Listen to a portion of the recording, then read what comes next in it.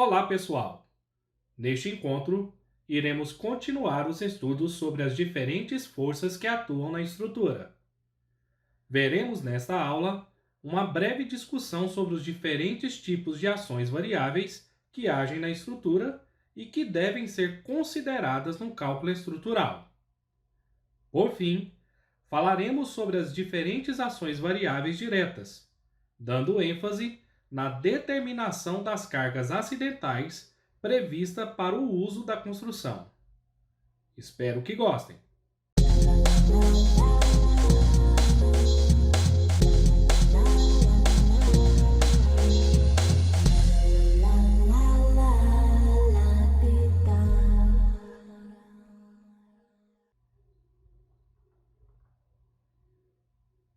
Como vimos no encontro anterior, os tipos de ações que agem na estrutura variam com a natureza da localização do projeto, com os materiais utilizados e com o solo. Desta forma, o item 11.2 da NBR 6118 classifica as ações como permanentes, representadas pela letra G e inicialmente estudadas no encontro anterior, variáveis, representadas pela letra Q, no qual iremos iniciar os estudos neste encontro, e excepcionais, aqui representada pela expressão except, que será comentado em um próximo encontro. Como foi enunciado, nesta aula iremos focar nas definições das ações variáveis, dando ênfase na determinação das cargas acidentais previstas para o uso da construção. De modo geral, as ações variáveis recebem esse nome devido ao fato de variar sua intensidade, que é o seu valor numérico, de forma significativa ao longo da vida útil da construção. Dependendo da natureza que gera essa ação variável, classificamos a ação em direta ou indireta, sendo caracterizadas da seguinte forma: ação variável direta são as ações que ocorrem de forma variada devido a algum acontecimento externo que age diretamente nas peças estruturais.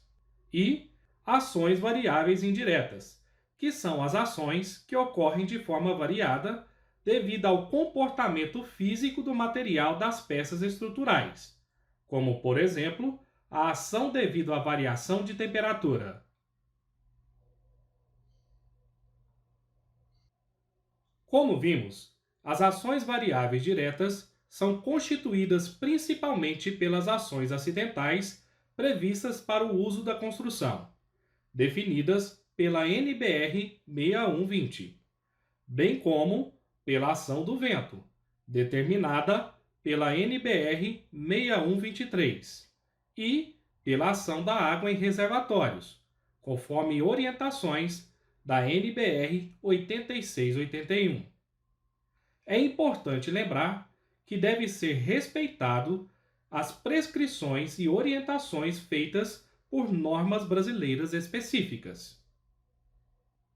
Em sua grande maioria, as ações variáveis diretas possuem direção horizontal e ou vertical, devendo o projetista observar o comportamento específico de cada uma das ações variáveis diretas, em cada peça estrutural. De forma geral, para superfícies edificadas, como por exemplo as lajes, as cargas acidentais previstas para o uso da construção possuem direção horizontal, pois representam o peso de ações variáveis de pessoas e ou de móveis que são definidos como padrão de uso do cômodo da edificação. Já a ação do vento possui direção horizontal e ou vertical, e, devido à sua complexidade de análise, veremos em um outro momento. É importante saber que a ação da água está relacionada ao enchimento e esvaziamento de reservatórios, que provocará ações tanto no fundo como nas laterais dos mesmos. Por isso, pode ter direções vertical e ou horizontal. Por fim, as ações variáveis durante a construção são caracterizadas por equipamentos e instalações que ocorrem nos diversos momentos da construção, podendo possuir direções verticais e ou horizontais, de acordo com cada equipamento ou instalação. As forças acidentais previstas para o uso da construção são as mais importantes ações variáveis diretas e correspondem normalmente a forças verticais de uso da construção na superfície, forças móveis, considerando o impacto na peça estrutural, e força longitudinal de frenação, ou aceleração no caso de pontes. Entre estas, a mais relevante e importante são as forças verticais de uso da construção na superfície. A determinação dessa ação variável direta em superfície de uso está diretamente relacionada ao uso da superfície da edificação, sendo determinada pela tabela 2 da NBR 6120. Como podemos ver, a tabela 2 da NBR 6120, denominada Valores Mínimos de Cargas Verticais, fornece o valor de forma distribuída pela área de superfície de acordo com a utilização e o tipo da edificação. Agora, vamos realizar um exemplo cujo objetivo é determinar as cargas acidentais previstas para o uso da construção de uma laje, que foi pré-dimensionada anteriormente. Para resolvermos esse exemplo, iremos utilizar de dados previamente definidos no pré-projeto arquitetônico, como a definição da utilização da laje na edificação.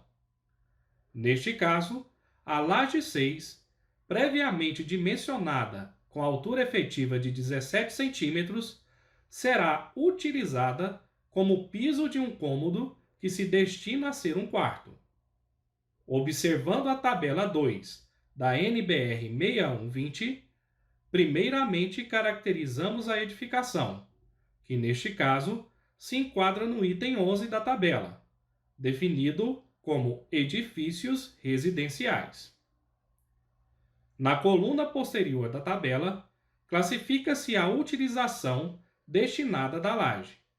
Neste caso, esta laje será de suporte de piso para um dormitório, presente no segundo pavimento de uma edificação. Por fim, temos o valor da carga acidental atribuída pela NBR 6120, que é, neste caso, igual a 1,5 kN por metro quadrado. É importante ressaltar que, no caso de verificação de lajes, é necessário definir se não são lajes que servirão de piso para o cômodo, caracterizado pelo item 11 da tabela 2 da NBR 6120, ou se serão lajes de cobertura para esse cômodo, caracterizado pelo item 15 da tabela 2 da NBR 6120. Como já discutimos, outra ação variável direta importante é a ação devida ao vento. Esta ação pode provocar grandes deslocamentos na estrutura, pelo fato de ser capaz de produzir uma grande força horizontal aplicada nas peças estruturais externas. Além disso, a ação devida ao vento é capaz de promover sucção ou sobrepressão nas superfícies horizontais, como os telhados e as lajes, e verticais, como nas paredes. A ação variável direta devida ao vento deve sempre ser considerada em qualquer tipo de estrutura, obedecendo os critérios prescritos pela NBR 6123. Devido a uma maior complexidade na determinação desta ação variável, iremos discutir seu método de determinação em encontros exclusivos em um outro momento. A ação variável direta relacionada ao movimento da água em estruturas é determinada observando o nível d'água que terá os reservatórios, como, por exemplo, tanques decantadores e outros recipientes. Para efeitos de cálculo, deve sempre ser considerado o máximo preenchimento possível do recipiente, sendo o sistema de extravasão dimensionado de forma a ser compatível a esse volume. Para esta ação variável direta, deve-se considerar as orientações conforme NBR 8681, que define o peso deste volume de água e seus efeitos nas superfícies do recipiente. Porém, devemos sempre lembrar que, no caso de caixa d'água e piscinas, onde o volume de água é praticamente constante durante toda a vida útil da edificação, o peso do volume de água, determinado de acordo com o nível máximo do recipiente, é considerado uma ação permanente direta, sendo neste caso o peso da água considerado como um material permanente. As ações variáveis que ocorrem durante a construção, devido aos processos construtivos, também são consideradas diretas. Para efeito de cálculo, deve ser considerado o peso ou força provocados pela estrutura provisória auxiliar de construção, que se encontra presente em cada uma das fases construtivas. Essa ação variável é extremamente importante em grandes obras, como edifícios de múltiplos pavimentos e obras de infraestrutura urbana, sendo pouco considerada em edificação pequena, onde as estruturas provisórias auxiliares de construção possuem peso desconsiderável.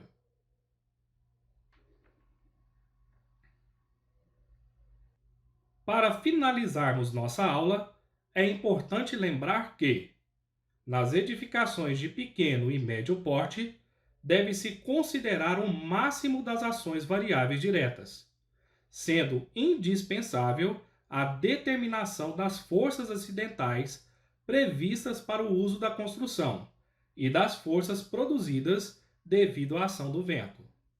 Espero que tenham gostado e até nosso próximo encontro.